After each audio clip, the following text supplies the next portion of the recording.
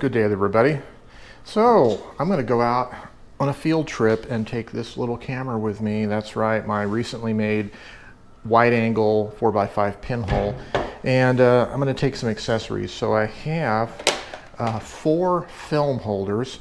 2 of them have some Arista EDU 200 black and white sheet film, and the other 2 have some grade 2 pre-flashed resin coated paper negatives. And so I'm going to hopefully have some fun with both of them. So I'm using a light meter app called Pinhole Assist for these exposures. I've had some good results thus far testing it around about the house. So the main tripod for the pinhole is going to be this heavy Bogan tripod. And the thing about pinhole cameras is if you want a sharp image, which is not necessarily the only way to do it, but if you want a sharp image with pinhole, you need a steady support because the long exposure times involved. So really, I've used lighter tripods for my 4x5 Intrepid view camera because it's not, doesn't demand as heavy of a tripod. The exposure times are a lot shorter with a glass lens, obviously. So anyways, I'm taking a heavy duty tripod,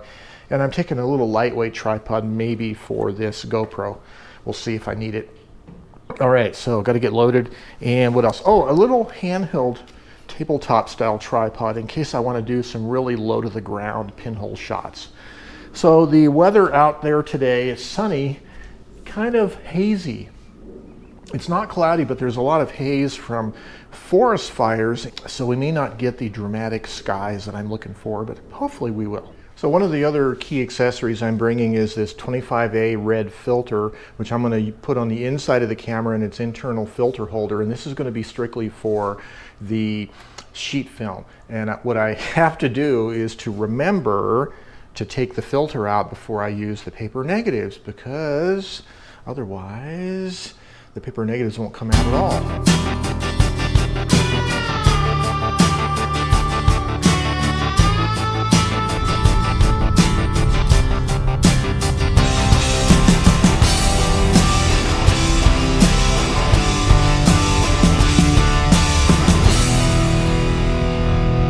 Well, it's a hazy day, warm, a little breezy, and yeah, there's a lot of smoke in the air from the forest fires. But here we are at Abo Ruins. Okay, well, this is my first shot right here. We're shooting from this entranceway, looking up through the entranceway. We're going to get a little bit of this roof in here and this wall beyond with these window-like openings. And I'm shooting the Arista EDU Ultra 200 black and white film. This shot, there's no sky in it. It's all reddish colored rock walls, so I'm just not using any filter. So it was about a 16-second exposure.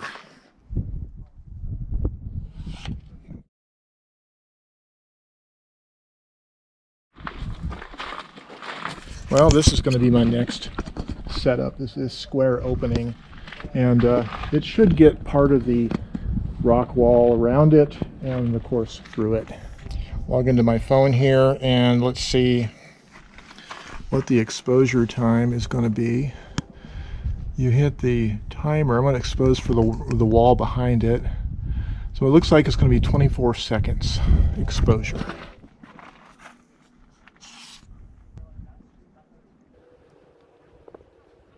Yeah, so the Salinas National Monuments, there's 3 sites. Abo is where we're at now, or Abo, Queray, and Gran Quivera. And these were sites where the Spanish conquistadores came to the New World, and essentially they enslaved the Native Americans to mine salt out on these salt lakes, salt beds east of here. And then caravans of salt would take the salt down to Mexico, where the Spanish headquarters of the New World were. So anyways, that's what these were. These were like mission outposts. It combined a Catholic church with housing for the Native American workers.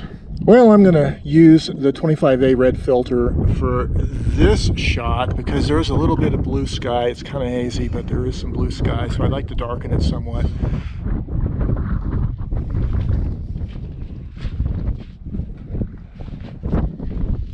Well, I'm hoping this is going to be a good shot. This is going to be my first paper negative shot. It's about a 40-second exposure, and of course no red filter and no reciprocity failure. So the uncertainty about shooting this film that I haven't shot in a while, that's why I also brought some paper negatives, because it's a good old reliable standby for me. And this is Freestyle Photos Arista Grade 2 RC paper that I rate at an ISO of 12.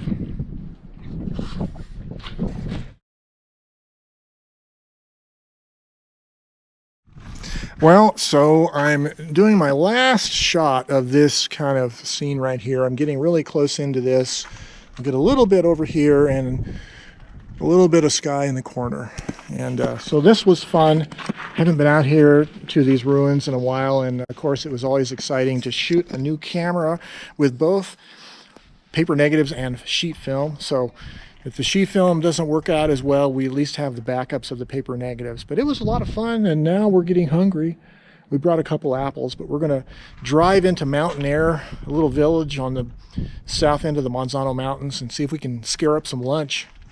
Well, guys, I'll see you back at the house, and we'll take a look at these photos once I develop them.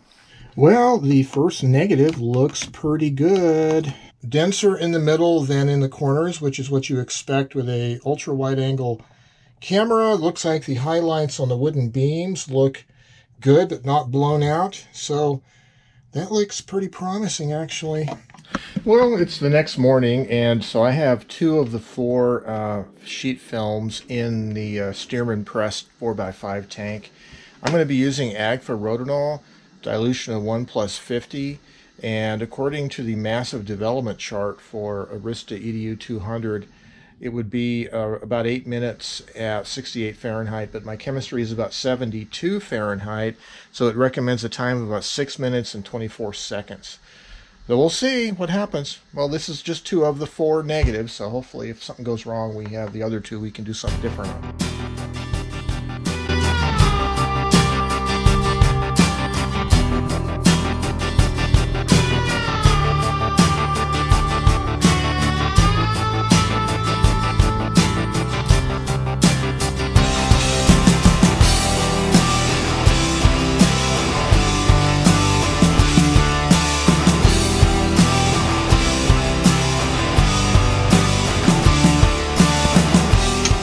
Let's take a look at the negatives after we've rinsed it. Looks like it might have a scratch right here, but not too bad otherwise. Well, that was a fun day trip that we had to the Abo Ruins, part of the Salinas National Monument. So I went and developed the paper negatives, I believe that next morning, and then the sheet film later that day, and then the next day I printed one of the negatives, enlarged one of the negatives. So how they came out, well, the paper negatives came out okay. I had 2 of them that especially were pretty good. There's 2 others, so these 2 up here were pretty good. These 2 were overexposed enough to where the center of the image is a little too dense. So I attribute that to probably the light meter app that I'm using for Pinhole, the Pinhole Assist app, and or my judgment or my ability to judge the proper exposures. The film negatives, now I was using this Arista EDU 200 sheet film, 200 ISO black and white film. 2 of the negatives I did not use a red filter on, and I rated it at 200, and I got some pretty good exposures on those pictures. And the other 2 I used a red filter, and I told the app that I'm using a red filter, a 25A red filter, and they are very overexposed, very, very dense. There's hardly any image viewable. It's just almost totally black. So I'm going to have to assume that where I was aiming the camera, or maybe the app itself, maybe there's a fault in there. I'm going to have to just go back, and next time I do this, and probably do some more shooting with this film without the red filter, just to get a greater baseline of what it's capable of doing, what the app and this camera and this film do. But those two images that I got were good, albeit both of them have scratches. Now, the caveat is that that's probably my handling, because when I went to load the sheet film from this box into my sheet film holders, I could only find a really tiny changing bag, and then I had a big one that I knew would fit it okay, but it was old. It was 30 years old, and it had like some of the black coating was flaking off, and I knew that the light impermeability was questionable in that changing bag. So I ended up using the small changing bag, and it was really cramped, getting the film out of the box, out of the envelope, into the film holder, so I probably scratched it, right? But having said that, I have had some problems with scratching on this film before, so that maybe it's the film also.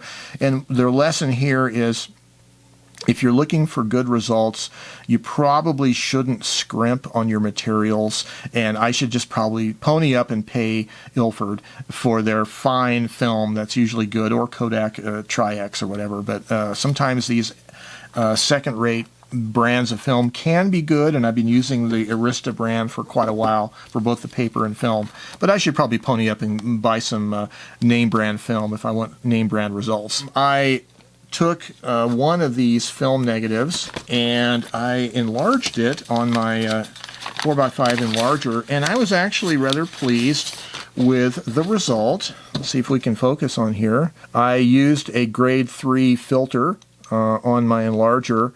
This is Ilford multi-grade warm tone paper filtered to grade 3 contrast, and I was pleased with it. This is kind of the look that I was hoping for when I first envisioned building this camera, is these images with kind of a very dark periphery, and then the image kind of builds up toward the middle, and there's this dramatic pull toward the middle of the image where you have, in this case, the daylit parts of the ruins through this opening here, which I really love that image. It is pretty sharp for being an enlarged pinhole image, but if you look at it close up, and if you know what a glass lens 4x5 print looks like enlarged to the same scale, you'll realize this doesn't have that standout, crisp, dramatic sharpness that draws you in. This kind of looks like a 35mm film negative enlarged to roughly 8x10. So again, the thing with Pinhole, though, is I know there's a lot of people, especially guys, that our technical side, we kind of have a curiosity about pursuing how sharp of a pinhole image we can get as a challenge, like a technical challenge. But aesthetically, if you're really looking for ultimate sharpness, get a really good glass lens, a nice large format lens. On the other hand, some of the best pinhole work I've ever seen comes from very aesthetically pleasing images that are technically flawed to a high degree. Very low contrast or low resolution, maybe a lot of film grain, maybe processing artifacts, all kind of light flares, all kinds of other things, but I've seen such good pinhole work result from that. So again, the search for sharpness is not necessarily compatible with pinhole cameras. If you want to do that, fine, but you're rarely going to get anything better than what this is, which looks like a small format negative enlarged 8x10. So I'm pleased with it, though, and that's really kind of the image style, image aesthetic I was looking for. Now, as far as the camera itself, the camera operated really nicely. I like the way the film gate in the back, the way it operates, how easy it is to get the film holders in and out. I like the solidity of how the film holders fit in there and they don't come out. I like the easy-to-operate shutter that seems to operate very elegantly, but one thing I noticed was on all 8 of these pictures, the 4 paper negatives and 4 film negatives, I had at least one corner that was vignetted slightly. And the weird thing about it is I did not see any of that on the backyard shots I did back on June 3rd. And so I don't know what changed. Maybe those foam core little strips behind the pinhole for putting the filter in, maybe one of those shifted or came loose a little bit. I'm not sure, and maybe that's obstructing one of the corners, but I'm going to have to investigate that. But that's kind of a minor problem, which brings to mind the idea that with pinhole photography, you often have a ongoing experimentation. It's a process of experimentation. It's like an iterative process that you do something, you test it, you see the results, you decide to make a change, you do more tests, you see more results, you make more changes. It really is, at its heart, it is the scientific method. But it's not versed in the language of science, but it is an iterative, feedback-driven process of creativity and experimentation. And so I always jokingly, or maybe only semi-jokingly, say that I'm doing more experimental shots, even if they might, to some small degree, end up looking artistic. But it's constant experimentation for me, right? What will this camera do under this lighting condition, under this scene or whatever? So I enjoy that iterative process. It's not necessarily for everybody.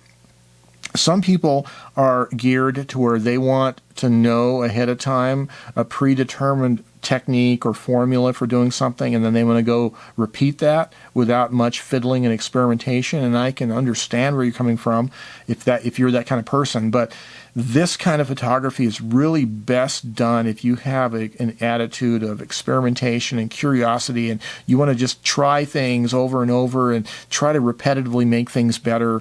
And if you feel comfortable about trying to figure out on your own, how fast is the film, how fast is my pinhole, what can I do with it, just through experimentation and hands-on.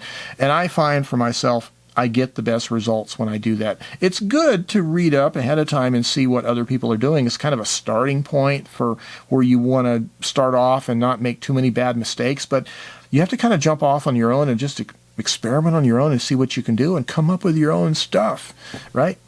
Don't necessarily want to just copy what other people are doing. And that's what I think is wonderful about the world of creativity, is every one of us has a unique voice that we can bring to the table. Well, how about you? Are you interested in expressing your creativity through photography, especially this kind of hand-wrought, hands-on experimental style?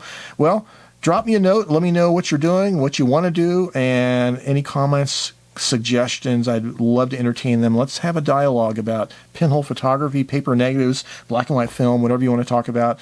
Okay, leave a comment down below. Stay creative and be well. Have yourselves a great day. Bye-bye.